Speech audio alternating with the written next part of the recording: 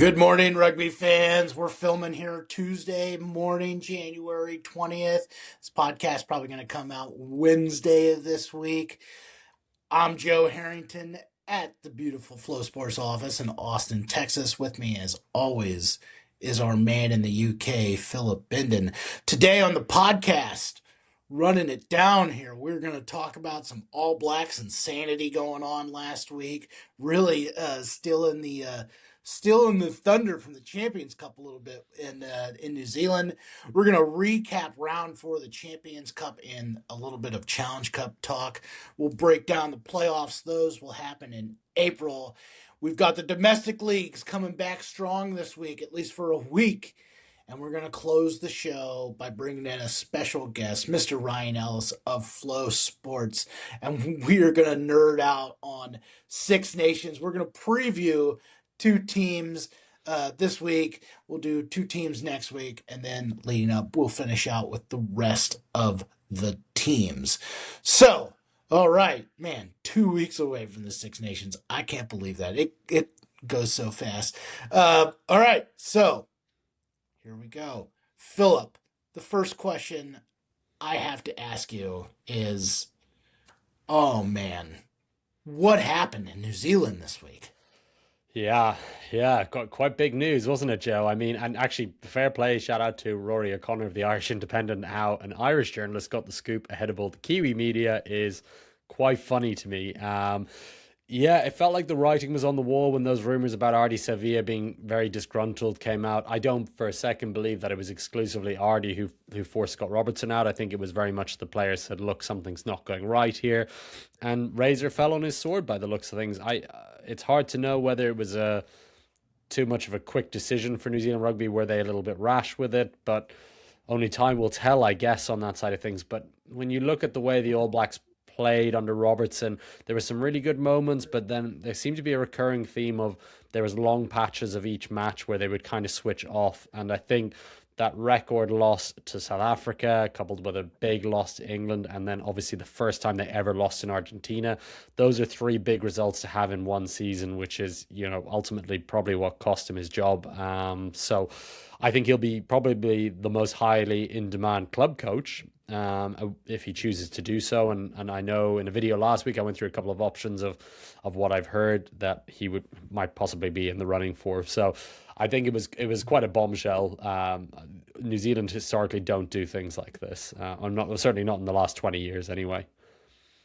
Yeah, so like let's just back up real quick. Like, do you it was definitely a group decision, and I think Artie being the captain of the team probably maybe had more of an influence when he came out, but that's maybe just the role of him being a captain. I don't, you never know. You always hear about coach killers in the Mhm. NFL and NBA, but I don't really know if that's the case here. It seems like the problems were probably deeper than just Artie coming out.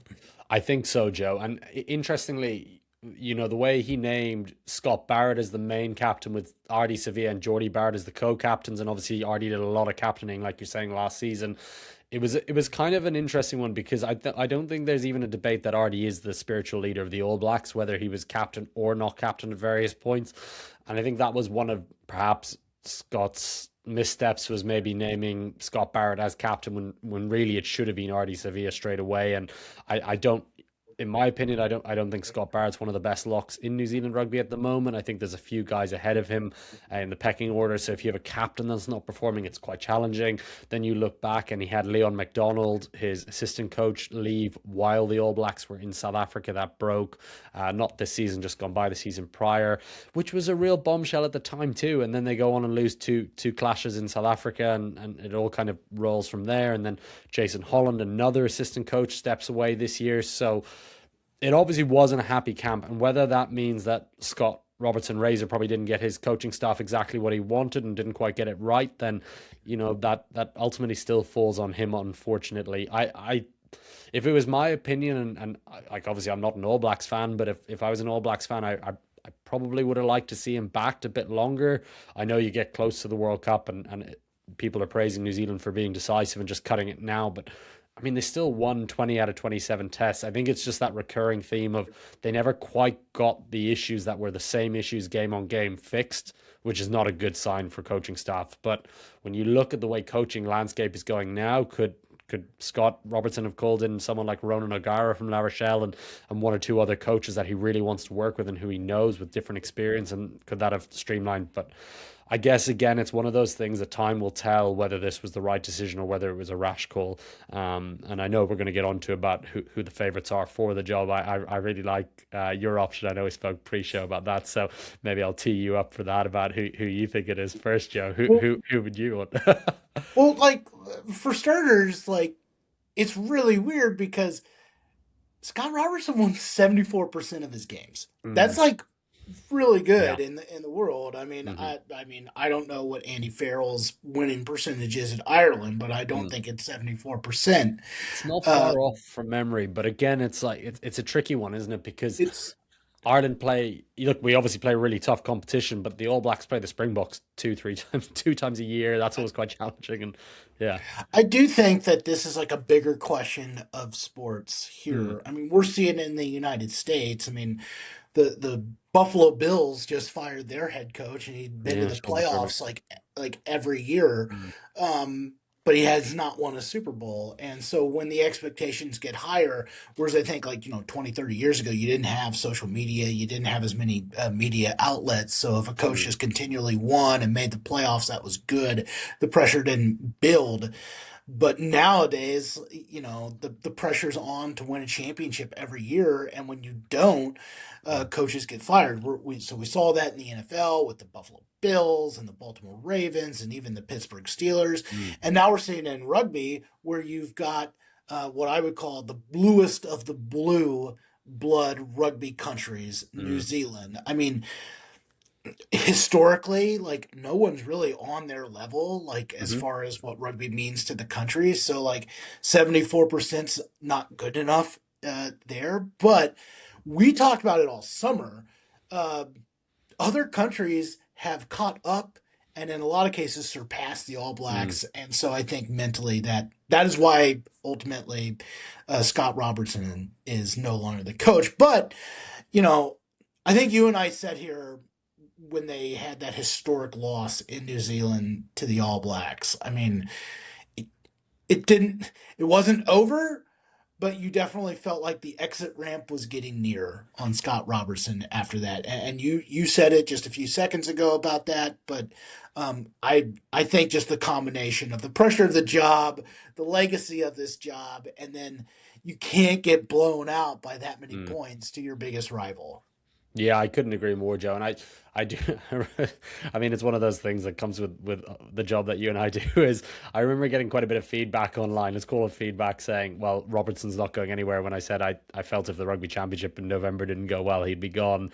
And it was kind of one of those things where it just, like you said, rugby's the national sport. It's the same with the Springboks. It's the biggest sport down there. But I think what a lot of Kiwis have said in the comments on the previous video that I said is about when we broke the news, not broke the news, but discussed the news about Robertson leaving was, New Zealand aren't producing the players that they were previously. It's really hard to take after a golden generation. That All Blacks team, bar none, including this current Springbok team, were the most dominant side in the world between say 2010 and 2018. Now the Boks are catching up to that, and they've obviously won two World Cups, but that All Blacks team pretty much always won the Rugby Championship, two World Cups, dominated everyone, cleaned out when they come up to the north. So it was always going to be a tough gig to follow, and it was, I think, things when you leave that coaching group, when you really look back, it goes all the way back to Graham Henry, who took over in I think 2004, and it went Graham Henry, Steve Hansen, Ian Foster. That was the same coaching group for like 20 odd years in the All Blacks. And then you bring in a fresh face, someone different, and perhaps maybe Razor's calling card is that he's normally more relaxed, and maybe that wasn't what the All Blacks needed. Maybe they needed someone keeping sort of, driving the standards in that. But maybe that's unfair to say. I just think New Zealand are facing a bit more of a challenge, and as an American over there, Joe, you see there's a lot more Kiwis playing in the NBA and things like that.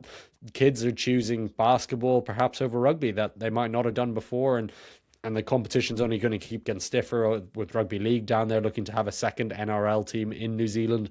So yeah, I think I'm not predicting doom for New Zealand. I think they'll always be one of the best teams in the world, but I think the era of All Black dominance is firmly over, and I don't see it coming back for quite some time.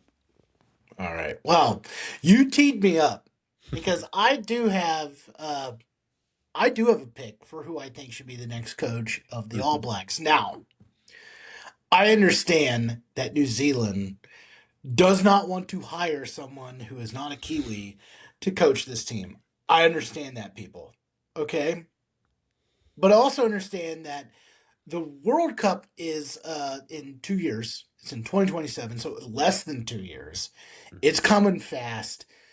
You can hire a coach that was a great club coach to come over, who has head coaching experience, but you just hired arguably the best club coach in the world, and he didn't even last to Mm. and he's fired after his second season. Uh, so you can hire a Kiwi coach who's been an assistant somewhere else. I know you've got a pretty good name yourself in your prediction, but in 2023, I watched Argentina make a run to the third place game, to the semifinals, and their coach was Micah Cheika, who is obviously Australian, not New Zealand. But this is a guy that coached Leinster and really, like, what I mean, built Leinster into a Mm. huge powerhouse. I mean, a lot of this stuff that Leinster does now was started with him. He coached Leicester last year. He's coached in France. He's now in Australia. I mean, I think you could probably get him. Hiring an Australian to coach New Zealand, I get it, but like, how do you just ignore the fact that the guy that was arguably outside, arguably the coach of the year in the last World Cup for what he did with Argentina? It seems like a move there that they should make, and like, look, the Yankees got rid of their facial hair policy last year because of one player. I think you can get rid of the Mm. nationalistic rule here just for this, and then Michael Checo will probably leave anyway Yeah. after the next World Cup. So that is I won't say it. I guess it's a prediction, but that would be my take on the next coach. Yeah, I love it, and I like the outside the box thinking there. And interesting, I think Cheika, from my understanding, is doing a bit of work with the Sydney Roosters again in the rugby league world. And but I don't think that would preclude him from getting the All Blacks job. Certainly not. The name that's being floated around, which probably makes the most sense and probably should have been more in the running last time around, was Jamie Joseph.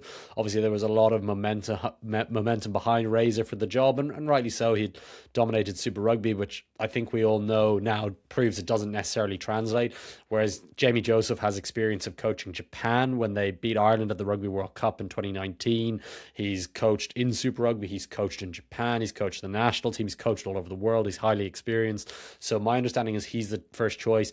And I think it's worth saying that Tony Brown will not be joining him. They normally come as a package. They're brilliant pairing together, but he won't be joining because he's going to be with the Springboks for the next Rugby World Cup. He's got a non-compete clause in his contract, and he's not going to be able to get out of it. So anyone who thinks that's going to happen, it isn't. So it would be interesting to see who Jamie Joseph would bring in with him. I think Joe Schmidt's a very brilliant option. I'd love to see Joe get a 2 year run with the All Blacks because I actually think he would take them to being very serious contenders for the World Cup. Now, how that works with Australia is an interesting one, given how intertwined he's been with the Wallabies over the last couple of years. But the reason Joe doesn't coach international rugby is because of personal things with his son, being closer to home. Is that manageable with the All Blacks? Perhaps. I mean, they're still on the road quite a lot. So I think Jamie Joseph would be my first choice. It'd be interesting to see who he'd bring in as an attack coach. But I think New Zealand, and I'd love to hear what Kiwi fans think, maybe in the comments if they can let us know what they think on this. But I do wonder if it's time for New Zealand, like you said there, Joe, to expand their horizons and think outside the box, because for so long New Zealand have given to the rugby world in terms of intellect. All their coaches go around the world. I'm a Munster fan. We've got Clayton McMillan, who for me is a future All Black coach. He's brilliant. Even though Munster had a shocker, we'll get onto that later. But Yeah. why not bring in IP from around the world? That's what your biggest rivals are doing in the Springboks. It's something I'd love to see Ireland doing. Is It's such a global game now, and everyone has slightly different ideas, that even if Jamie Joseph is your main boss, why not bring in guys from France, Ireland, England, anywhere. Just bring in different ideas and grow your game again, grow your mindset, because New Zealand's always going to have freakish athletes, even if they're not producing as many as they have previously with great natural instinct. But arming them with a completely different view on the game would make so much sense to me, because I think there's been Well, such brain drain from New Zealand rugby over the last 25 years. most countries, their coach is from the country. I get it, but then again, Mm. like Japan has a Kiwi as their head coach. Aussie. Ireland has For someone who Japanese. played for England, right? Yeah. I mean, Mm, an Argentina man, an Argentine, coaches mm, Italy, mm, so it's not out of the realm. for And sure. I will say this. For all you Welsh fans that want to have a laugh, I don't think it's going to be Warren Gatlin as the next All Blacks coach. No. We make fun of him. Warren Gatlin's like one of the great coaches of the last 20 One of the years, greatest just because coaches of of all how time. yeah, Yeah. just because of how it ended in Wales. But Mm, I don't think he's going to be the All Blacks coach there, yeah. even though he is a Kiwi. I mean, he went to two World Cup semi-finals with a Welsh team that really, they were a really good Welsh team. They were a really good Welsh team, but still, Wales making World Cup semi-finals. He's coached the Lions to series victories. He's won Six Nations Grand Slams. I mean, it wouldn't be the most ludicrous thing in the world. It's just, I think the way the Kiwi media treated him during that Lions series might have bittered things up, and obviously he didn't do very well with the Chiefs when he went down. So maybe, maybe he should have ridden off a little bit earlier. Okay, so two more things on here, and then we're going to move on to Champions Cup here. Okay, my first thing is this move now makes Razor the number one free agent coach because the man is a heck of a club coach. And you said it all throughout the summer that he's a better club coach than an international coach because he'd be Mm, closer to the players. mm, He can obviously go back to Super Rugby. Someone will hire him. But that season starts in a mm. few weeks. So he's not going to Yeah. be coaching Super Rugby this year. Um, I will say this. I think that there is going to be at least one big French job that's opening. Mm, And I do think that there's always going to be some, and obviously there is a one big South African club job that is open right now. mm. I think a second one might be open soon. Uh, is he South African bound, or do you think he's French bound? It's an interesting one. So Razor obviously played for Perpignan, who are struggling. Perpignan are what 13th at the moment in the top 14, but he played there for 3 years. He knows that area really well. The potential in that club is massive to be powerful again and be players in the top 14. There, it's all there to happen, and someone like Razor could be the one to drive him forward. Interestingly, his good mate Ronan O'Gara might be out in La Rochelle. You never know; they might be looking for a coach. I know. I'll come back to the Sharks in a second, but if you were to look in England, the Newcastle Red Bulls are signing up players at a rate of knots. Could Razor come in there and do a job? Certainly. I know there has been discussion that, say, if Ronan O'Gara left La Rochelle, could he go there too? They're definitely in the market for a big name coach. So would Razor be top of their list? I think so. If we're looking in South Africa, the Sharks is a big job, and it's the same as we were saying about Perpignan, but even more accentuated. They're stacked with Springboks, and next year they've got another brilliant player like Thomas Dutoy coming back, so they're only going to get better. But they need a good coach. JP Peterson is learning his trade; he's doing really well. He's a legend of Sharks rugby and South African rugby, but there's no comparing to Razor. In my opinion, Razor's been there, done that with Super Rugby. I don't see the point of him going back. What more has he got to prove? He's won so many titles there that I would love to see him come and play. Like, I think the Sharks would be the best job personally for him, because they have you and I go on about it all the time. They're your favorite team. I know they drive you up the wall, Joe, but they just have not performed for the squad they have. And if Razor went there and won a URC, won a Champions Cup, that would be massive. That would be huge for them. So I'd love to see him go there. John Plumtree, they're used to Kiwi coaches. So and Razor's a big time surfer, and Durban's one of the best surfing spots in the world. So there we go. I'm going to throw this out there. This is my hot take. All right. Mm, If I am Scott Lawrence of USA Rugby, I'm making a phone call and saying, "Hey, Razor, you yeah. want to join my staff? Come on here. Let's help develop USA Rugby more. We got the World Cup in 2031. Join the staff. You're having one of the best coaches in the world come on. Why not? We love Scott. I think he's building something there. But man, like why not see if someone's interested in joining USA Rugby for just the summer, because even if he takes over a club job, I don't think any of these jobs are going to hire him until the summer anyway. So Yeah, maybe that's yeah, maybe that's my that'd be hot take. super left field.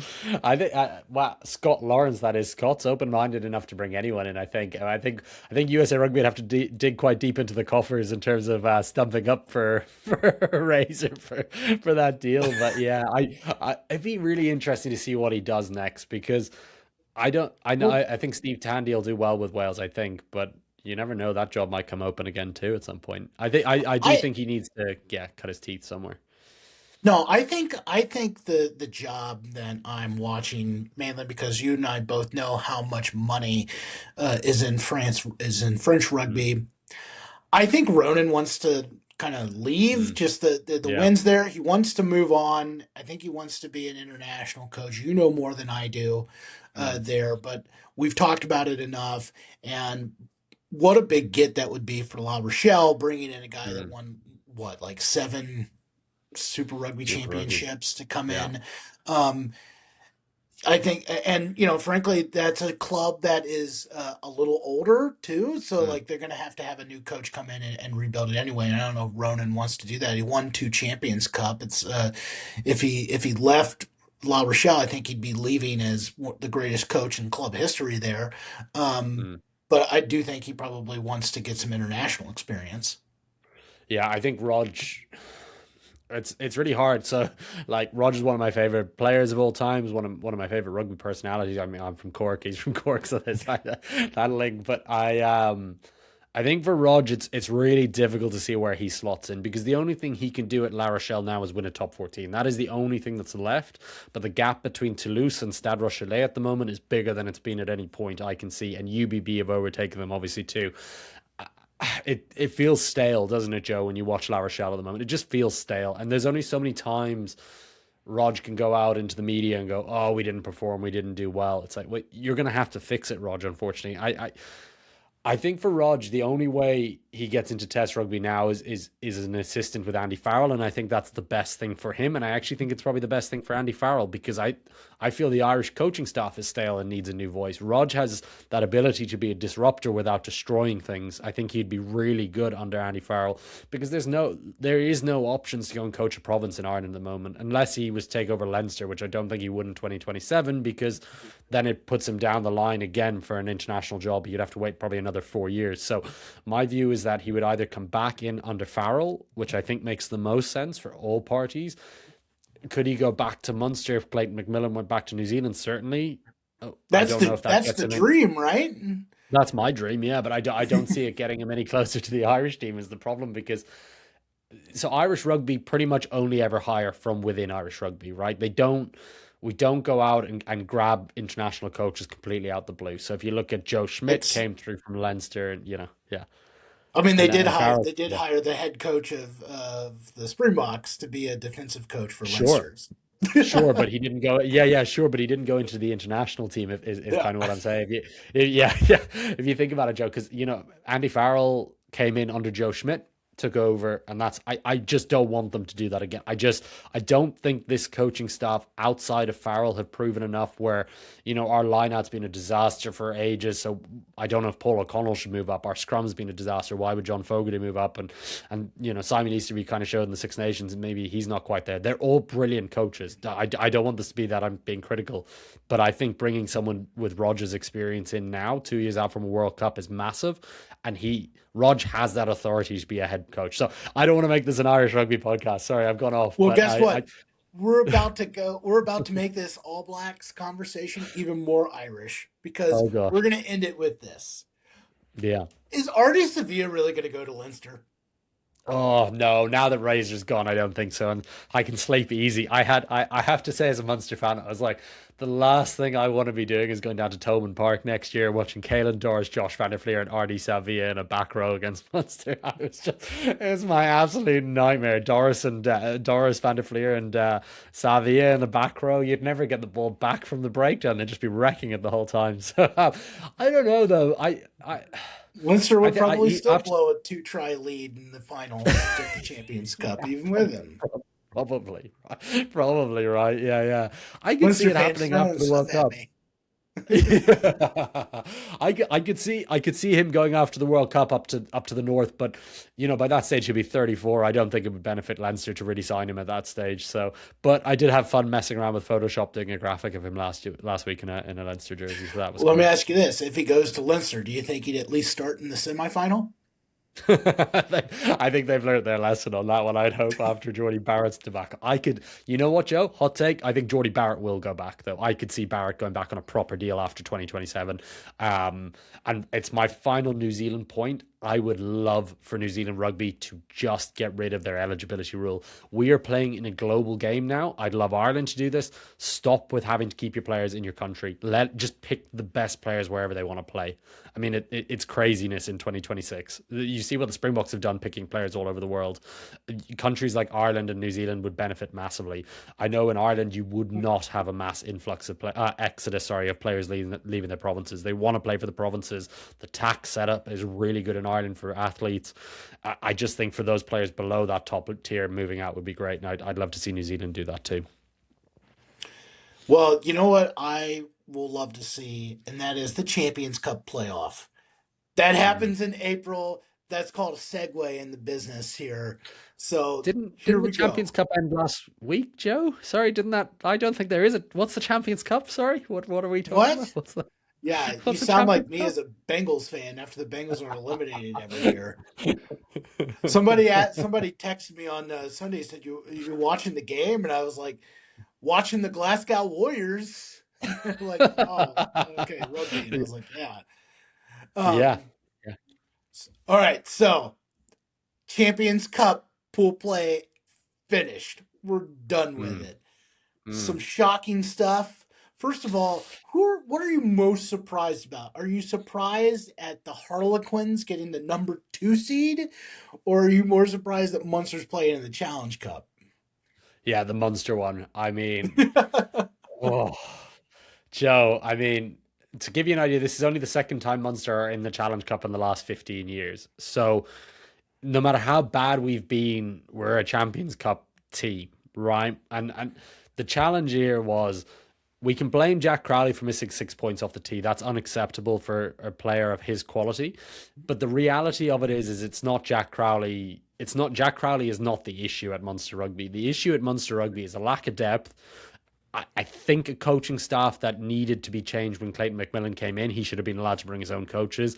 Our defense in key one-on-one tackling has been so poor this season. The discipline's been shocking. And it's just, you can see the weight of the shoulders on our international players. Craig Casey, Jack Crowley, Tyg Byrne are carrying the weight of that Munster team at the moment.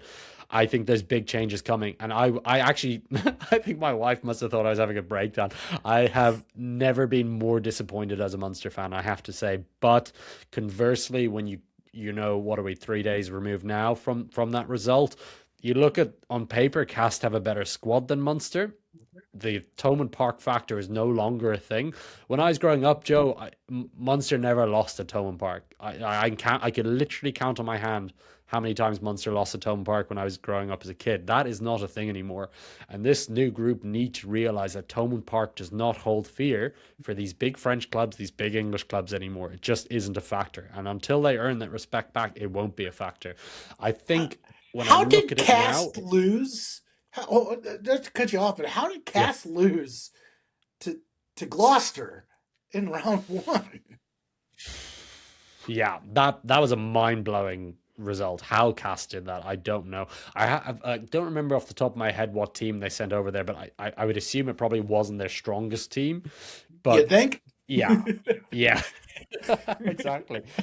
But when I look at it from a Munster perspective, long term, this could be a really positive line in the sand moment on a number of fronts. When you think back, we talked about Ronan O'Gara a heck of a lot back there. In the 2000 Heineken Cup final, Munster lost the final to Northampton because Rog missed all his shots at goals pretty much.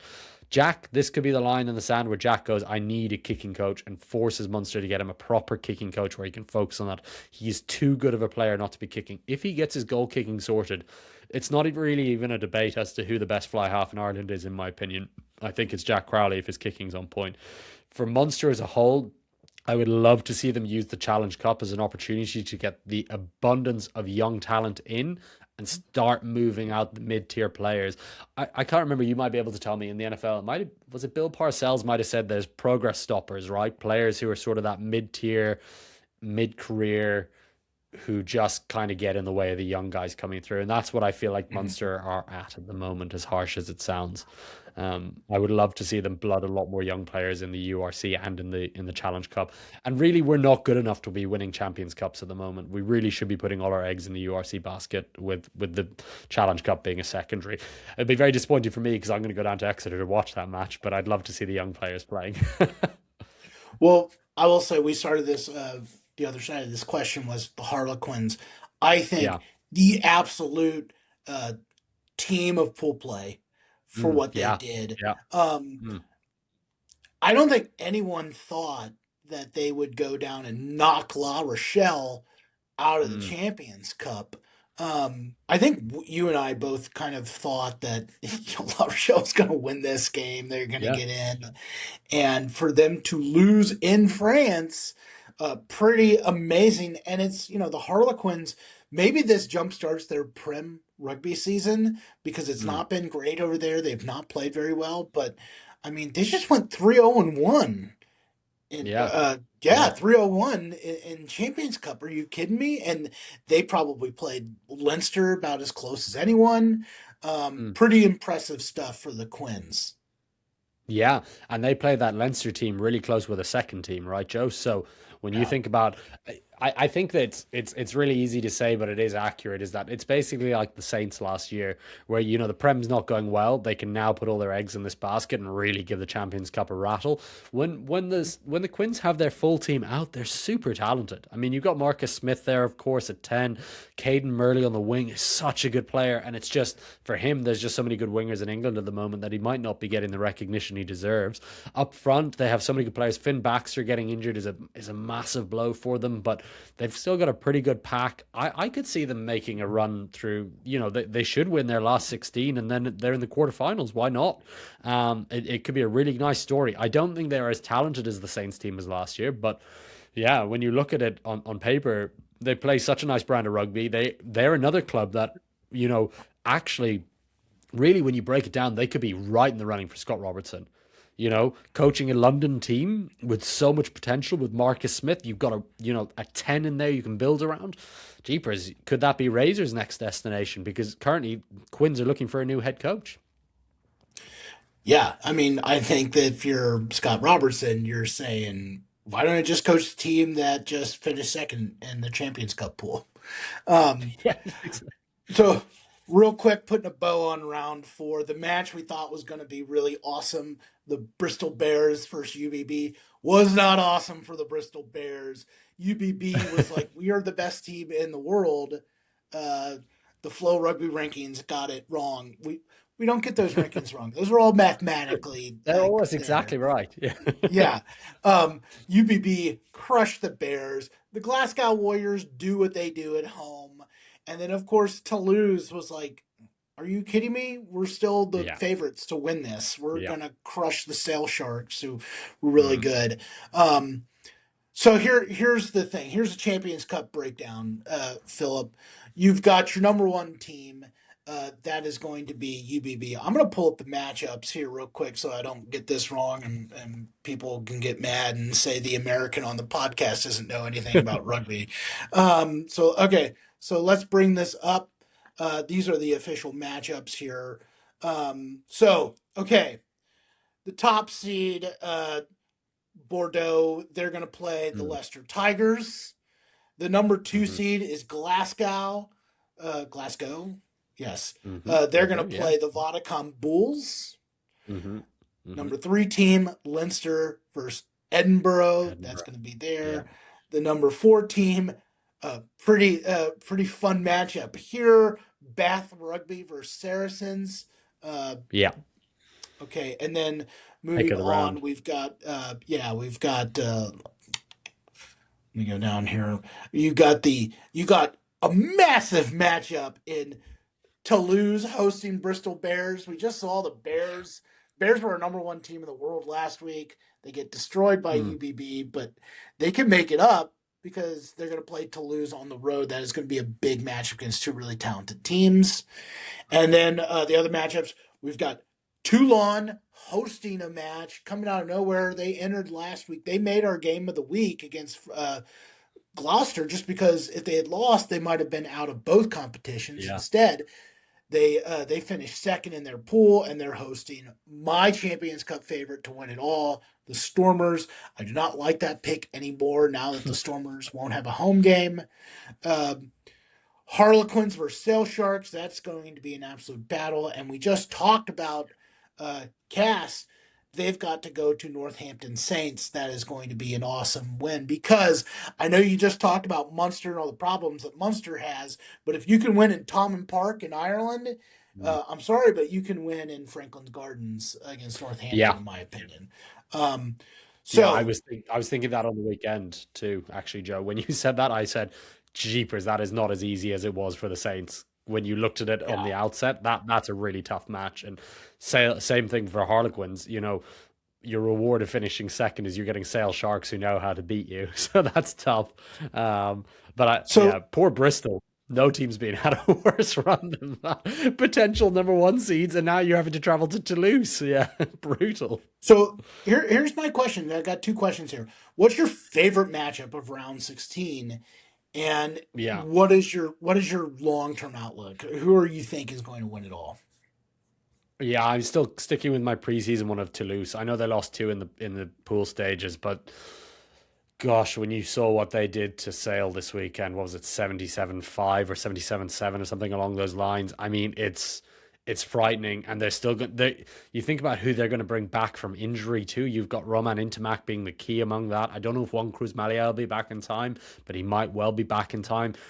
And Ange Capuazzo didn't play this week. I think Toulouse still win it overall. I think they're going to do something incredible, go on the road and win, win, win. The only thing I would say, and it's never worked for them to date, is actually Leinster probably have the best side of the draw they could have ever hoped for. They were avoiding UBB and Toulouse all the way through to a potential final. The hardest match they will have is Glasgow, and I know we say Glasgow is really hard to go and play at. Leinster beat Glasgow for me still. I just physically Leinster will have the wood over them, and they'll have a load of players back from injury at that stage. So I think it'll be as boring as it sounds to say. I think it'll be a Leinster Toulouse final again. I think Glasgow are a great story, and I think Glasgow will host a home semi final. I was so impressed with them, and I don't want this to feel like it's a slight at Glasgow because I just think they're such a cool club and they've done such incredible things. But who are you backing in a Champions Cup semi final? A team that haven't been there before or a team who have been there before? I think you're backing Leinster in that one. So I think it'll be a Toulouse Leinster final with Toulouse winning again. Yeah, my favorite round of 16 match. I'm not going to go with Toulouse Bristol. I think that's good. I Mm. am going to go with Northampton Cast. I think that's going to be Yeah. an absolute war. I think those are two really goods. I'm right there with you. It definitely looks like a Toulouse Leinster final again, and I think it's going Mm. to be a Leinster spring. I think that they're a better Really? club than Toulouse, Yeah. and I think that they'll be a better club by the time we get there. I think that Toulouse has been up and down, and you lost two pool matches. That shows that they're vulnerable. Yeah, they can beat people, but like Mm. look, Sale is really good. They aren't Mm. Leinster. They're not going to have the power there.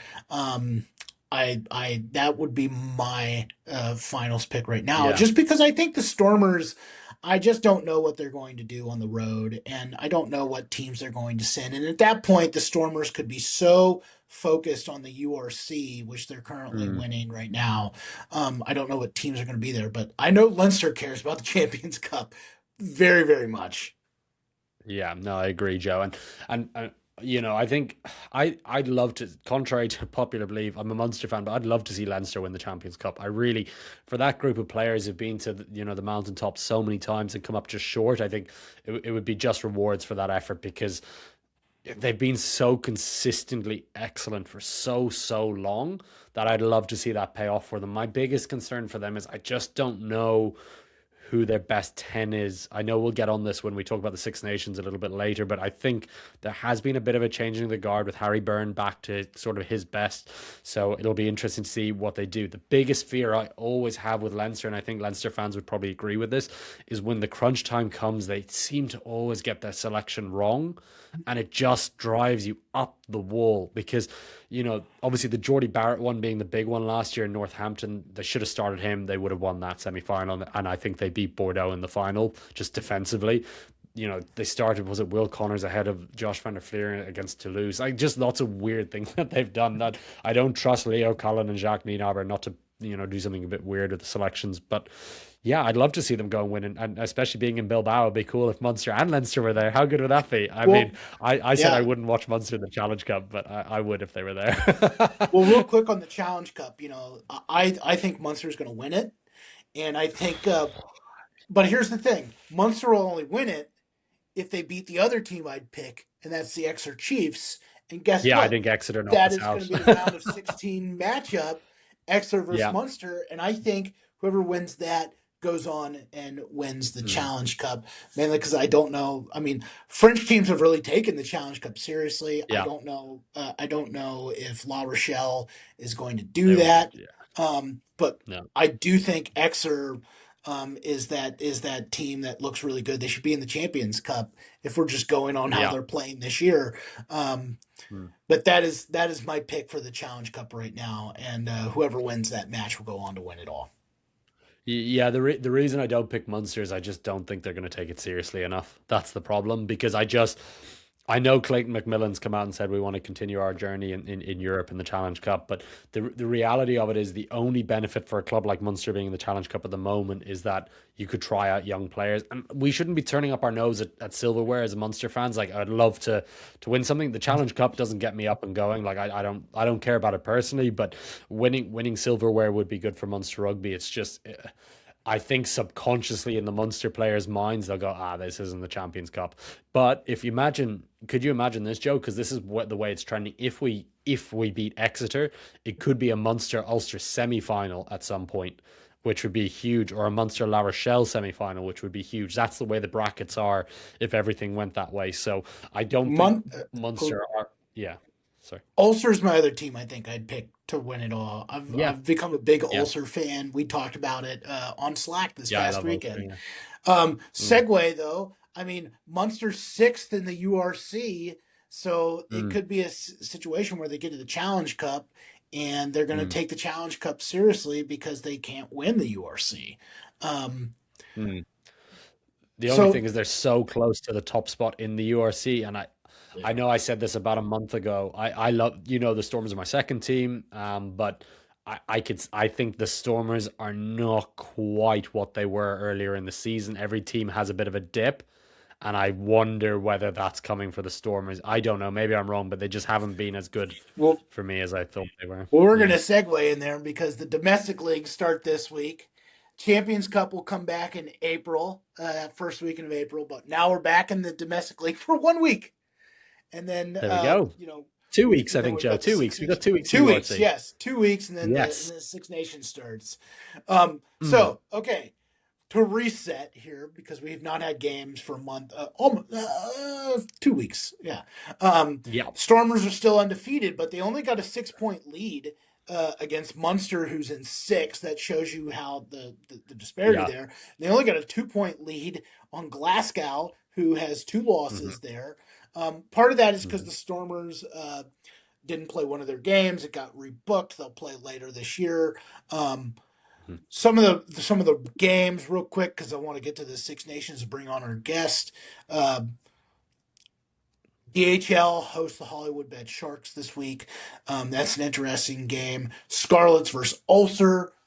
That's interesting. And then, of course, you have an Irish Derby in Connacht and Hmm. Leinster there. Cardiff Benetton. I mean, there's some pretty good matchups this week in the Yeah. URC. Yeah, definitely. And on the Connacht Leinster one, it's a massive one because Connacht are opening their new stadium, their new stand, which has been 2 years in the making. So that's a huge one for them to get back on track. And obviously, they just thumped Montebayon last time out, and they got very close to Montpellier. So I think things are starting to come right a little bit for them. Um, and Leinster aren't going to have their big guns, are they? Really, I don't think that many of their internationals are going to be playing really over the next fortnight. So. Gosh, could Connacht steal one there? I think they certainly could. That would be really good. I think looking at the Stormers, if I'm not mistaken, they've got back-to-back clashes with the Sharks. So I feel that's where the loss is going to come. It's going to be one of those matches they'll slip up against the Sharks. I don't see them sweeping them because the Sharks, will go fully locked and loaded for those matches. So that, I think, is where the first URC loss comes for the Stormers. I think more likely in Durban than in Cape Town. Um, in terms of the other clashes, Benetton Cardiff's probably the biggest one if you're looking at just like for like teams, and with big knockout implications. I think Benetton have been really good. They smoked Leon in the last time out, so this is probably the last season where they're going to be, you don't have Tommaso Menincello next season, so that means you've lost Brex and Menincello in back-to-back seasons. So they've really got to try and capitalize on it now while they have the squad together still, I think. So that'll be a big match. I just love the URC. I love having it. It's like a nice warm blanket for me coming back from a horrible Champions Cup fortnight. So, and Munster have the Dragons, who've been really good in really good form recently. So yeah. The only thing is, we have the Glasgow Warriors, and I think they'll be missing more internationals than we will. So come on, Munster, can we go and win in Scotstoun in the round after? That'd be great. Yeah, I'm really interested to see what the Prem Rugby will be because the internationals won't be there. Because on paper, there's some Yep. really awesome matches: Exeter versus Bristol, Harlequins versus Leicester, Sale Sharks versus Northampton. If you're saying what about Saracens, Newcastle Red Bulls? Well, yes, that game is also going on, but it's not the best game of the weekend. No. Um, Real quick, are you more interested to watch Exeter and Bristol, or are you more interested to watch Harlequins Leicester after the last 2 weeks? I'm actually more interested to see Harlequins Leicester just after the past 2 weeks. I thought Leicester were very good down in Cape Town against the Stormers, and obviously very good the week before that. So I think that match probably has a little bit more on it for me. I think Exeter and Bristol have both been very good, obviously, but when you're looking at those knockout rounds for Leicester, it's really important that they can beat Quins to kind of obviously stay in the running on that side of things. I'm just trying to get the table up in front of me too to make sure I've got it all right. But no, not Premier League, Prem Rugby. Yeah, so I think that for me that Leicester Quins match is more important. Obviously Quins are kind of sort of out the running, I would say. And obviously you've got Bristol, Exeter, third, fourth. So they're both big matches, but I'm more interested in Leicester Harlequins this week just to see how both sides go after those Champions Cup rounds. How about you, Joe? Which one are you more interested in? You know what? I mean, I should say the Sale Sharks and Northampton Saints is going to be a really good game, although I think Yeah, that's going that's to a be banger. really impacted by the Six Nations roster. I'm going with Sure. the team that was number one in our rankings last year, and Exeter, who we just talked about in the Challenge Cup. I think that's going to be a heck of a match. It's on Yeah. Saturday at 10 a.m. Eastern Time on Flow Rugby. Yeah. Okay, Philip, we've reached it. We're about to bring in our man, our guest, the first like official guest, I guess you could say, on the Mhm. Rugby Roundup podcast. His name is Mr. Ryan Ellis. He works with me here on Flow. He has been working with Flow Rugby for several years now. He is also one of our content experts when it comes to football and NCAA and wrestling. But Ryan is quite the Six Nations fan. He's going to come onto the podcast and we're going to break down the first two teams of our Six Nations, and the teams that we've picked are the two teams that are going to be in the big one, round one of the Six Nations. We're going to talk France, and then we are going to let Philip vamp and rant on Irish rugby. So let's bring on Ryan here. Right there he is, Ryan Ellis, one of our best content experts here at Flow Rugby. Ryan and I nerd out in the office about the Six Nations all the time. Really glad to have you. Ryan, how's it going today? Going well. Hello, fellow dads. That is Yeah. a fellow dad hello, isn't it? If I've ever heard one. I've got the baby bouncer right next to me, so I'm ready Brilliant. to go. Yeah. A little You're looking behind the fresh. curtain. What we're three months now? There you go. Two months. 2 months? All right. 2 months, and then Philip, of course, has what? We're going on almost Six 6 months months. now. Yeah. Oh Yeah. wow. Yep. Joe, you're the veteran of the game here. Yeah, I Teddy's gotta basically got a job at this stage. yeah, pretty much. I'm wondering why he's not working. He's two. I mean, come on. I got a photo of There we him. go. What he likes to do is he likes to sit in my chair at home and just pound on the keyboard. So I have to unplug the keyboard, but I forgot to do that. And I had we'll just say an AI platform up over the weekend, and Teddy like started typing and pressed enter, and the AI platform was just completely confused. It had no idea what OOXXF meant, and I was like, neither do I, computer. Um, but guess what we do know a lot about here? We know a lot about the Six Nations, and we know a lot about a team close to our hearts here in the Six Nations, Les Blues, the French rugby team. So, Ryan, I'm going to start out like right from the gate, man. What are you most excited about in the French Six Nations season? I mean, it's obvious, right? It's Antoine Dupont. He's back. The last game he played was in March of last year when they shellacked Ireland. No offense, Philip. That never happened, did it, Ryan? So it'll be he's back internationally. He's played for his club. Can he shake off the rust? He controls the tempo of France. You know, they're a star-driven team. Does he connect with Damien Pinot? Those are the things that I'm looking for, and I would expect him to come back and immediately make an impact. I actually think it's been really great that Dupont has come back in the club season because if he had waited to come back in the Six Nations, I mean, we've seen rust, but he has looked really good in the last couple weeks, right, Philip?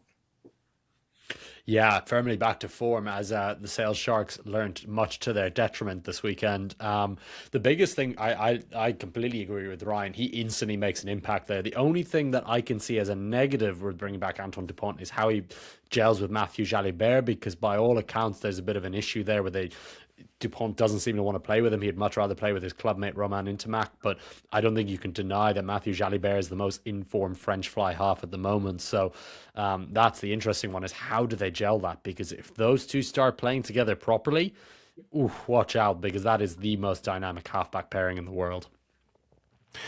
So I'm going to throw this out here. So, like, Philip and I, we all have players that we geek out over. Philip, it's Oxneyche. Me, it's another Springbok, Eben Etzbeth.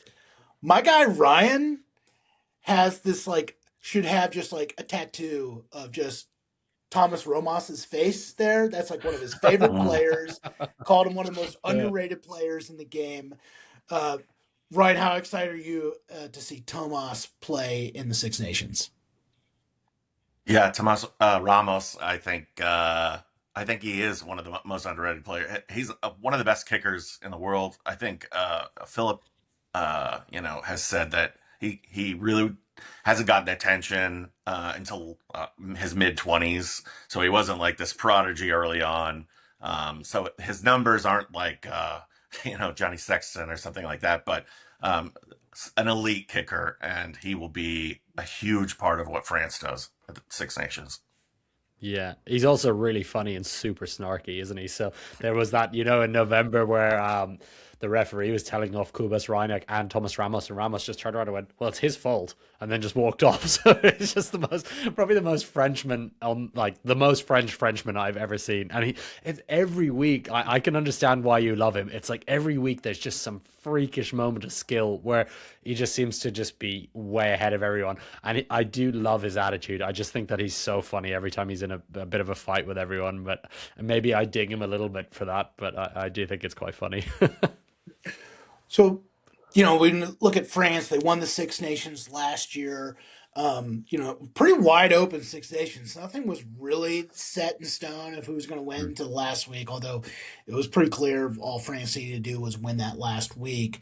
Um, Mm. Entering the Six Nations, it seems like England, based on what they've done, what they did last year, and Ireland, how they kind of played in the Autumn Nations at the end, those seem to be the favorites.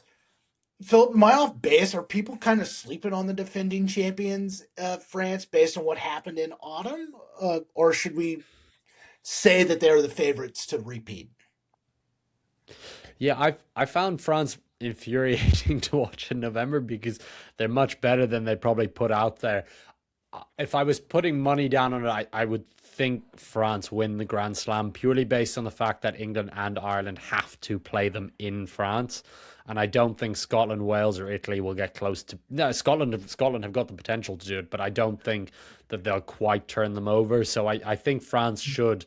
It's all set up for France to win a Grand Slam.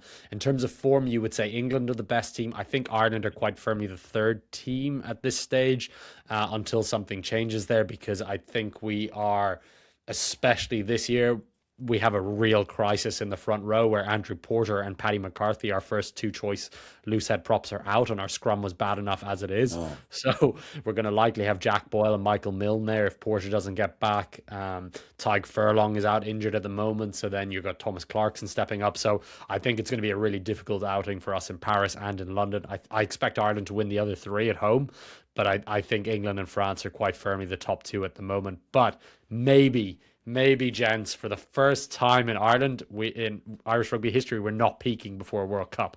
We're going to go in under the radar, or we're going to peak at the World Cup, but we're going to be terrible You, in the Six Nations. you see how we were talking about France and then somehow we started talking about Ireland just Just flip it magically back there? over. Flip it back over. Man, Yeah, no, but Philip Joe's is answer, yes, I think France win the Grand Slam. Philip is like, if Munster can't even make the Champions Cup, Ireland can't even do anything in the Six Nations. He's so down right now. We'll have I, like I two would months to say go I this would year. say I would say France has a higher ceiling at the Six Nations, but again, they're not system driven where Ireland is. They're more star driven, and I think that Ireland has a higher floor. Mhm. So I think Ireland has a chance. But and it really depends on what happens in that first game, right? Like can they hang around with France at Stade de France till the end of the game? Because if France blows them out like the last time they played in March, yeah, it could be demoralizing for the Irish. Mm. Yeah, Philip, yeah, what's the I most agree. what are you most excited about to see from this French side? Is it a player you're excited about? Is it a tactical thing? Because we talked about in the Autumn Nations that we thought French might have needed to change some tactics there. Yeah, my concern for France is that they seem to sort of loosen the shackles a little bit in terms of especially the Sean Edwards defensive system. The discipline was down, and especially the way they're defending just wasn't very effective. So it'll be interesting to see now with Dupont back, like Ryan said there, does the defense get better too? Because he's such a leader for them, and the standards will be that bit higher. But when I look at it, the thing I'm actually most interested is actually the front row with France, because for the first time really in the last 5 years, there's kind of question marks as to who's going to be the French props going into this, because Winnie Antonio is pretty much done, the La Rochelle legend, and a great guy. I feel bad saying that because I interviewed him recently, but he's not going to be playing Test rugby at the next Rugby World Cup. So who takes over as their first choice tight head? Then on the loose head, Cyril Baez had plenty of injuries. So where are you going there too? So that French scrum, I know I said I'm really worried from an Irish perspective. I'm also kind of interested to see how France do, because the top 14 teams all scrummage really well, but they got annihilated by the Springboks at scrum time. Ireland got hammered by the Springboks at scrum time. France weren't all that much better than Ireland at scrum time. So I think if you're looking at it, actually, interestingly, the top three teams are all missing tons of props. England have lost loads of props too. So I'll be really. I think the scrums in this year's Six Nations are going to be completely eye-opening, because there's going to be so many new names across those big three. And interestingly, Scotland are about the only team who are going in with their first choice front rows, so maybe they won't get blitzed to scrum time like they normally do. Okay, well, Speaking of teams with kickers that are really great, like Thomas Ramos, we're going to switch to teams that probably don't have the best kicking game right now. Oh, Philip, we're going to let you rant and vamp on this one. It's time to talk about uh, Ireland. My last name is Harrington. So, yes, my family does come from Ireland. Philip, you're Irish. I don't know. Is Ellis an Irish name? Ryan's got a bit of Irish in him. Yeah, Oh yeah, definitely. Oh yeah, oh yeah. definitely. All right. There we go. So we all have soft spots for Ireland. This is I think not the strongest team they've had the last few years, but I will say this. This was my main point on Ireland. Then I'll hand it over to Ryan and see what he's most excited for. But my main point on Ireland is I'm pretty bullish on them just because what I've seen from Leinster in the club season, where a lot of those guys are away from the British Irish Lions series. They're really starting to peak really well right now. So I think Ireland has as good a shot as any team to win. That's why I think that they beat England this year. And I don't think Wales or Scotland touches Ireland. This is, I mean, I don't even know if this is a hot take to say I think Ireland's going to have a really good shot at winning it. It's all going to come down to this first game when they play France. Um, Ryan, what are you most excited for Ireland? And then we'll clear out and we'll let Philip go ISO on Ireland. Yeah, how about I set him up? I would say that I'm not necessarily excited about this, but it is what's fascinating about the Irish team is their fly half situation. Sam Prendergast is seemingly in the doghouse. Jack Crowley is in a slump, to use a baseball term. Uh, Kieran Frawley is in Connacht. He fell out at Leinster, the dropkick hero from the South Africa game a few years ago. Ireland's system thrives with clarity at 10, and now right now they have no clarity whatsoever. Andy Farrell's coming back to coach his first game since the British and Irish Lions, and I would imagine he's already been working on this for quite a while. Yeah, yeah. Farrell being back.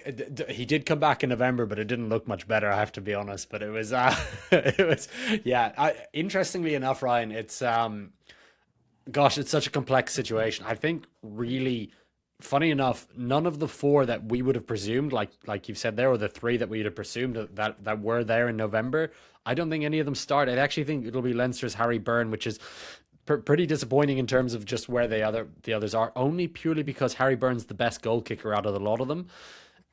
Interestingly, if you look at them, right, so just breaking them down, I'll get to Jack last because obviously he's my favorite player. Starting with Sam Prendergast. Sam's big sort of USP is that his passing game's brilliant and his kicking game's brilliant, and there are just these moments of magic that you really do see with him. The challenge for him is his defense is such a glaring issue that you actually cannot, at this stage, really go into a match and be comfortable with him because it puts so much extra on everybody else to cover for him. It's not, I don't even know if it's a lack of effort because he does try and put hits in, but every match there is just some glaring issue. And I know he got a lot of plaudits after the La Rochelle match, but he missed two tackles that led to two tries. You can't do that against France in Paris. So that's that problem for Sam. And also his other big thing is his goal kicking is not consistent this season, which is a real shock. He needs to step that up. But the potential's there. He could be very special at some point. Then to, I guess, Harry. Harry's big thing is he's probably the most solid of the three.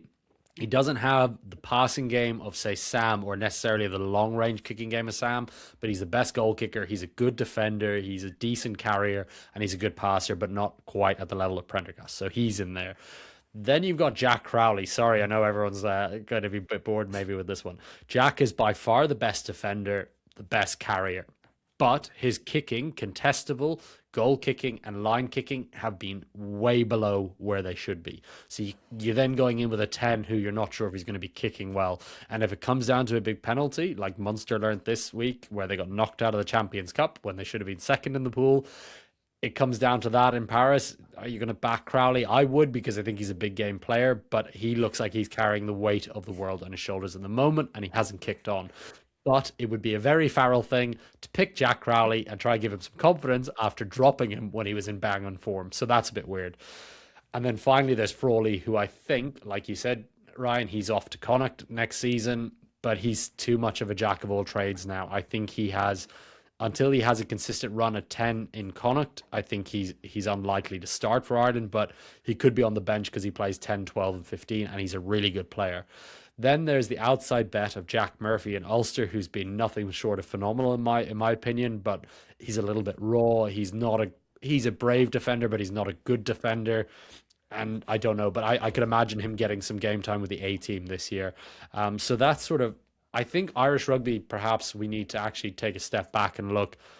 We've gone from years of, we had, David Humphreys to Ronan O'Gara to Johnny Sexton. We had three world class tens back to back to back. That's nearly 30 years covered with nobody really kind of coming in between that point. We now have five very talented young prospects who all deserve a crack at some point. And I don't think we should be fixated on this team being driven by the 10 because in reality, there's that group are probably our youngest group of players, Frawley aside, and Frawley hasn't got the seniority in terms of caps. I think really the game runs through Jameson Gibson Park at the moment. He's our best playmaker. You can pair him up with a young 10, but we need to start taking this pressure off these young 10s because we are going to suffocate them. At the moment, we have a very, very interesting group of young 10s who we should be building up and not kicking constantly, which is just doing my head in and across the media in Ireland, especially that it's so centered towards we want the next big thing. Let's give these guys a chance to nurture and be developed, and in 2 years' time we will arrive at the World Cup with at least three very good 10s who are capable of starting. In terms of the Six Nations, I would still back Jack Crowley right now, just purely because he's been there and done that with Harry Byrne on the bench in terms of the goal kicking. And I know that's harsh on Sam Prendergast, and I would like to see him get some starts in these matches. But going to Paris, it is too much of a risk to have Prendergast defensively, would be my opinion. And What I think Harry Byrne should be on the bench. what club team does Crowley play for again? Listen. Let's And what not put club this team does aside here. Pendergast play for? Well, listen, from provincial allegiances aside, I want them all to do well. I really, really, really want them all to do well, Joe. But I just think if you're saying both of them aren't necessarily in their best form, Jack was in better form. And I think personally, Jack is in better form. And the reason I think Jack would do better in the Irish team is he wouldn't have to carry the weight of what he has to at Munster because he'd actually be playing with players who are above his level and he wouldn't be. I mean, I think he had 18 carries against Cast and he was hitting rocks. Like, you don't want your 10 doing that. But with him playing with Caelan Doris, Joe McCarthy, those guys are carrying the weight of that side of things for Ireland. I think he would do a lot better. I know it does sound a bit biased, but I would love for Farrell to put an arm around him and go, we're backing you here. And we've got Harry Byrne on the bench, who's a really good goal kicker if it comes down to it at the end of that. And then you just put him on and shift Jack to fullback because he's played really well there. So, rant over. That's my TED talk. I'll be taking questions if anyone has any. Well, I wouldn't exactly say Jack Crowley is a prospect or the next generation anymore necessarily. He's 26. So Sam Still young Prendergast for is a the 10. future. Still young Sam for a 10. Prendergast is the future if he can put on weight, maybe. Right now he's a bit of a gazelle, but he has some incredible moments. But I would say Jack Crowley is probably the bridge until they get there. And you're right. They will all see action, I would imagine, as a Six Nations, because that's just kind of how it goes. Yeah, it's a really good point, Ryan. The only thing I would say about tens is tens peak between 29 and 32. All the best tens in the world are at that age. So that's kind of where I think with Crowley that like there is still a lot of growth left in him. But the interesting point is because he's so versatile, you could get to the point where you have Prendergast at 10 and Crowley at 12 and you've got a dual playmaker. But I do agree with you. I think the upside of Prendergast is certainly there. The only problem for him is he's actually a big lad. Like he's 6'4" and he's a big boy. It's just his technique looks horrible. Like he just never gets his feet in the right place and he never gets his feet underneath him. And I'm sure he'll get it right. I mean, his brother Keane is phenomenal defensive back row, so he's got the opportunity to work on it at home if he needs to. But yeah, no, I get your point there. We'll talk about this club more next week, or not club, this country more next week when we talk about it. But I'll tell you what, I have never been more excited to watch an England Ireland match than this year. England has they have a lot of veterans. They have a lot of people that have played this, but they also have a lot of young kids and young stars that are going to be in this match.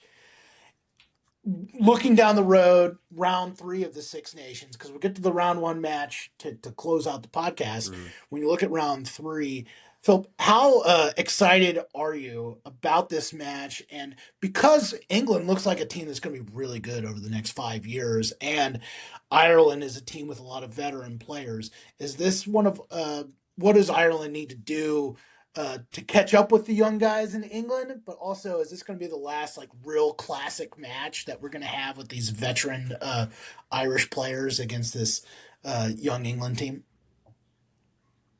Yeah, it's an interesting one actually, Joe, because we actually Ireland, I feel like being forced into playing younger players because we have so many injuries going to the Six Nations. It's almost unprecedented how many players Ireland are going to be missing.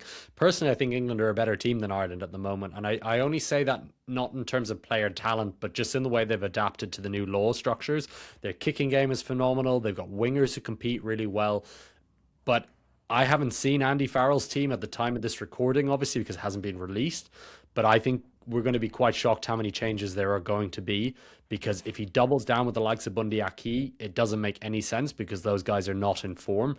There's a lot of good young players, and especially coming out of Ulster, I think we're going to see a big Ulster representation in this Irish squad with Zach Ward on the wing. I think you're going to see, probably Stuart McCluskey as the starting 12 with Jude Postlethwaite and maybe James Hume. So I think there's going to be a big change. I think by the time we get to round 3, Joe, my bold prediction is that this Irish team will look vastly different than the one we saw in November. But I am pretty confident, and unfortunately, as an Irish fan, I think it'll be a pretty decent England win at Twickenham this year. And I really hope it's not because I'm going to be there covering it. But I don't see where Ireland's edge is over England at the moment. I just don't see it because at scrum time, England are better than us. Their lineout's better than us. They've probably got better kickers than us. And I just think they have more power. So I think if I, as an Irish fan, long term, I think the gap will close again next season. But I think this year, I think England, for me, are such a phenomenal team. And I think if they had France at home, I would really be backing them for the Six Nations. But just France away in Paris is really hard. But the only thing is, this English team are, in the best possible sense, super arrogant in their belief in the best. And I mean that as a compliment. I mean that as a compliment. They don't give a you know what I'm going to say about people hating them. They will go to France and they will wind up that French crowd. So, interestingly, when we talk about veterans, England ironically have as many veterans as Ireland, which it doesn't feel like that because when you think about Maro Itoje's still there, Jamie George is there, George Ford, those are 3 key starters right there for you. And you look across the board at the age profile of that team. Yes, they got some really good young players coming through, but there are going to be some senior guys there too. Elliot Daly, and God, wouldn't it be good to see Owen Farrell back in there just for the storylines as journalists? But I don't think that's happening. But yeah, Well, in short, I think England are favorites. I think they'll here's have my last question, then I'll hand it over to Ryan to ask you a question. But here's the last one to follow up there. Who is Ireland's version of Henry Pollock and Noah Kalari, these 2 young players for England? Like, who is that for Ireland right now? I've got 5, I think 5 names off the top of my head here. Of course you For do. Munster, No, Edwin only Adolfo 5. and Brian. Only 5. Only 5. I could go to 20 if you need, but I'll stick with 5. I've got there's 2 from Munster who were in the Irish squad, but both got injured before November, so didn't feature. Which is Edwin Adogbo, who is like amazing for us because it's like having a second Joe McCarthy in terms of the power game coming off the bench. Edwin's 6'5" and about 130 kilos, and he played brilliantly in a terrible Munster cause. Came off the bench, scored 2 tries against Cass this weekend. Big, powerful second row, which we need. That I cannot stress how important that is. Then we've got Brian Gleeson, the Munster number 8, who will be, in my opinion, the long-term Ireland number 8 with Caelan Doris shifting to 7. I just have a real gut feeling that will happen. So those are 2 in the forward pack. And then if we're looking across the back line, you've got young JJ Kenny, Joshua Kenny from Leinster, who I believe the rate is 8 tries in 6 matches, or maybe 9 and 7 now. So he's just phenomenal talent. Former 7 specialist, rapid, 6'4", very quick. Ulster, almost identical build. Zach Ward, another 7-star, one of the best players at the Olympics, and he's going to be a winger too. He is a winger, so he's 105. And his younger brother, Bryn Ward, who is also a number 8, 118 kilos, 20 years old, and has been on a tear for Ulster. So that's the sort of 5 players I think instantly bring a huge impact to this Irish team. And that's, second row, 2 back rows, and 2 wingers, key positions. Again, stretching further, like I said, Jude Potts for me. Will get game time in the centres. Hugh Gavin from Connacht is very talented there. Hugh Cooney from Leinster. So there is talent, and in a way, my only I guess criticism of Farrell over the years has been the conservative nature of his selection. He's going to be forced to do it this year because his senior players are so out of form and tons of them are injured. So yeah, I'm very excited for the potential of long-term Irish rugby. Short-term, it's going to be miserable, but long-term, I think it'll be pretty good. So I hope that answers the question on that side of things. My question is more about because we started talking about England. Let's go ahead and go there. Mm, How about let's talk about players in the Champions Cup that will bring their form into the Six Nations. mhm. I'm going to mention Marcus Smith because of the Harlequins, and any other players that you're thinking that will bring their good form from the Champions Cup play. Yeah, I think Marcus is a really interesting one there, Ryan, because from memory, George Ford is struggling with injury, as is Finn Smith. So I actually think you're going into round 1 with Marcus Smith as your first choice 10, which I think he deserves a crack at this stage. I mean, he's been moved around quite a lot because of his versatility, and I think you're bang on there. I think he's the best choice on that side of things. Gabriel Ogre from Bristol Bears, the hooker, has just been brilliant for them. I think he's a really exciting prospect in a position that actually England need a bit of youth, because Theo Dan from Saracens is one of my favourite players in the Prem, but he doesn't seem to be backed at international level, even though he's super explosive. So the 2 hookers there, that's quite an exciting dynamic on that side of things. Across the board, there is a lot of really exciting players coming in. Ollie Chessum, the British and Irish Lion, is in brilliant form. The back row is impossible for me to pick because there's just so many good players there. Guy Pepper at Bath, I think, has been nothing short of brilliant, but I think if I confidently could say England are nearly 8 or 9 deep in the back row, that you could pick any combination of that. Let's say if they're even 12-player deep, you could pick a really talented group there. And in terms of actual form coming in, and I don't know how this works because of the way they selected in November, but I think Ollie Lawrence at Bath is just been so good. And it's where you put him, because Henry Slade at Exeter has been equally talented. So and in great form. So I think across the board, the nice thing for England is that they've got plenty of quality everywhere. Fullback is an interesting position because Freddie Stewart is so good in the air, and I think he's been in really good form recently. But if I was picking a bolter for this England team, someone who's uncapped who could go straight into the starting lineup, I would say George Hendy from Northampton Saints I would put him as my fullback tomorrow. He's just such a talent. So when I listed out, I listed 5 Irish players there. I think I rattled off 5 English players quite quickly too. So I think the talent is there for Steve Borthwick. And I think Borthwick is brilliant in the conservative laws that are there now with the kicking contest, and he works really hard. But I would go George Hendy is my one player answer for that one. I would love to see him straight into that fullback position. He does everything every player does in terms of all the other English options at fullback. There's also Chandler Cunningham South, who is always Yeah.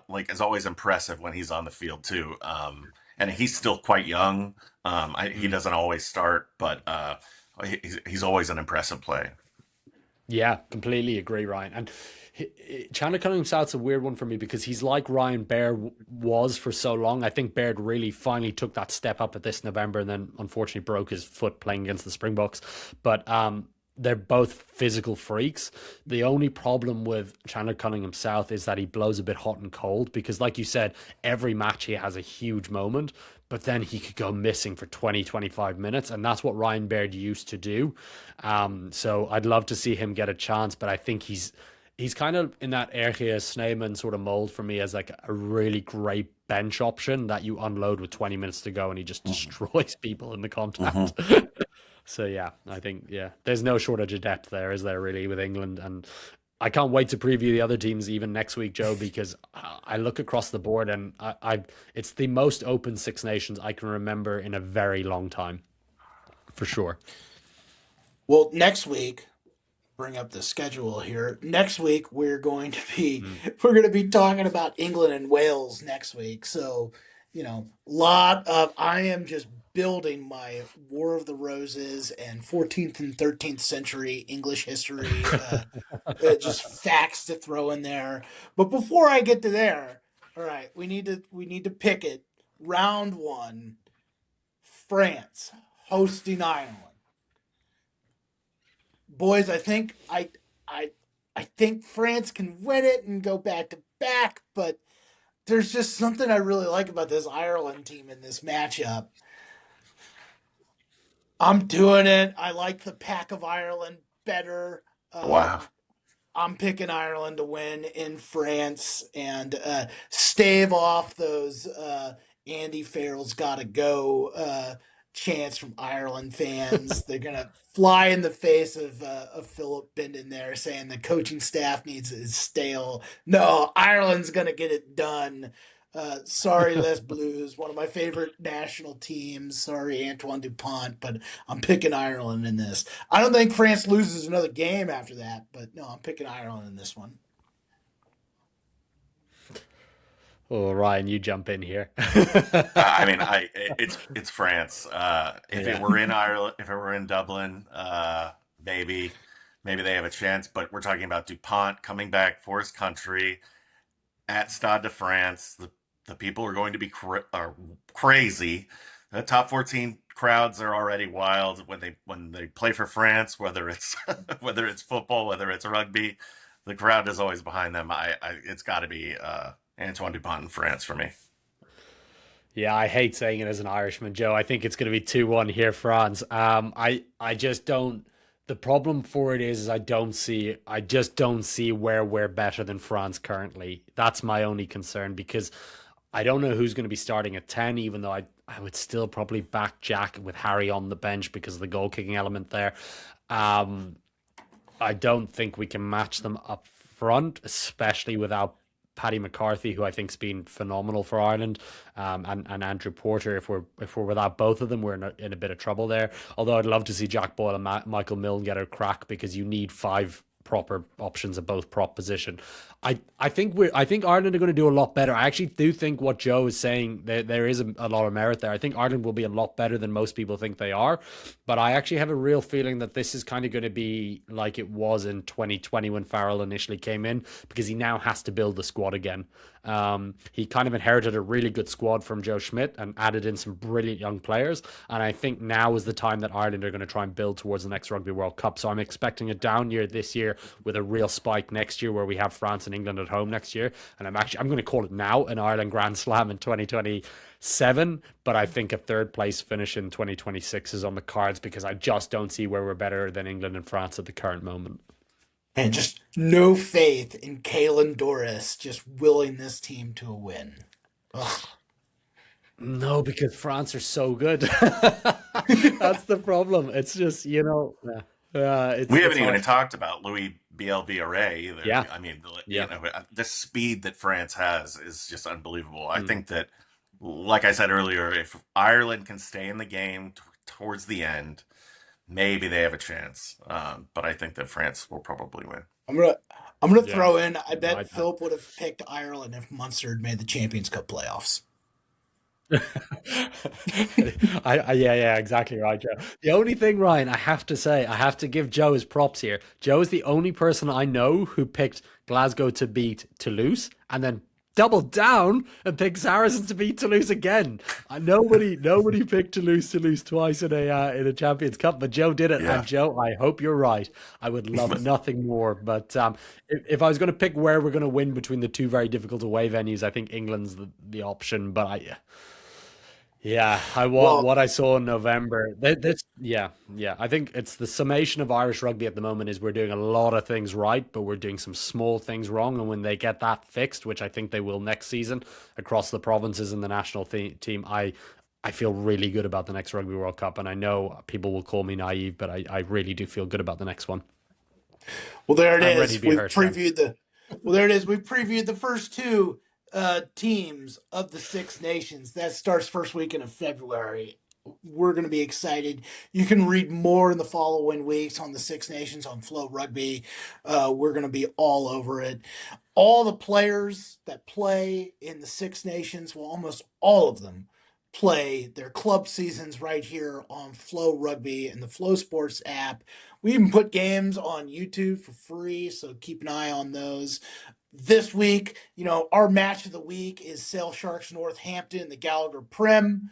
We have some free streams this week. Japan Rugby League One. We have the Eagles Steelers is going to stream for free.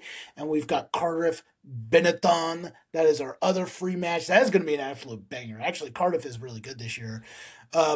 Don't miss our rankings, our club rankings. They're going to look completely different. Philip, any spoilers on the club rankings this week? Yeah, another change at number one, Joe. It might catch you out. We had a very consistent number one for quite some time in the DHL Stormers, who were displaced by the Bristol Bears, who have now been moved. But I will not give away number one because I want people to read this article. But there are some big moves. I've also just out of pure spite, might have removed Munster from the rankings altogether. Until they earn my trust back, Munster, you are not a team anymore. They don't exist. So you're saying Bristol can't hurt just me. being crushed at home by UBB did not keep them number one of the world. Okay, you're a hater. It's a shame. Yeah. I'm a hater. But I think we went back to it, Joe. No team. I mean, imagine having the pool stage that Bristol had where they were brilliant right to the end, and your reward is to have to go to Toulouse in the knockout stages. Yeah, not fun. If you missed those matches, you can watch all the replays on Flow Rugby. They're there. Just phenomenal club play all week. Domestic leagues are back. Top 14, URC, Gallagher Prim, Japan Rugby League One. We've got it all. Watch rugby. Ryan, thank you for coming. We'll see you next week. We're going to be talking England and Wales next week in the podcast. Till then, again, don't miss the rugby action this week. Watch rugby.